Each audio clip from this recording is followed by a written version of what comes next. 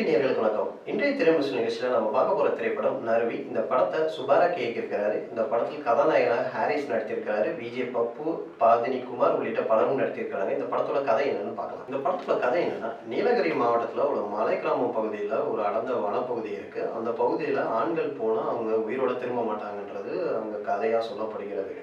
இந்த நிலையில அங்கே உள்ள ஒரு நிலப்பகுதியில் ஆராய்ச்சி செய்வதற்காக ஒரு குழு போகுது.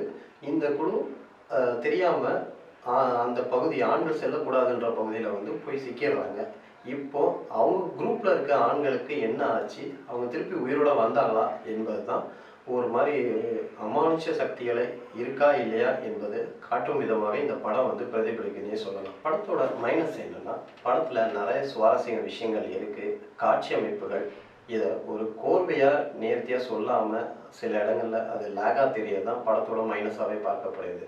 சரி, படத்துல ப்ளஸ் என்னன்னா, இந்த படத்தோட இன்னொரு கருவு என்னன்னா, மலைவாழில் இருக்க மக்களுக்கு கல்வி அவசியம், அவங்க எப்படி பொருளாதாரத்தில் மேம்பட வேண்டும் என்பதை உணர்த்துற விதமாக ஒரு நாட்டை இயக்குனர் முயற்சி செய்திருக்காரு. பல படங்கள்ல இதை நம்ம பார்த்துருந்தாலும் இந்த படங்கள்ல அவர் ஒரு அட்டம்ப்டா இதை வச்சிருக்காருன்னே சொல்லலாம். ஆனா சொல்ல வந்த விஷயத்தை அது கதை முழுக்க அது அங்கங்க லேகா இருக்கிறதுனால அது நம்மளால மனசுல பதியாம போய்விட்டதுன்னே சொல்லலாம். மேலும் ஒரு திரைவிமர்சன நிகழ்ச்சியை உங்களை சந்திக்கும் வரை உங்களது விடைபெறுவது உங்கள் ராஜா.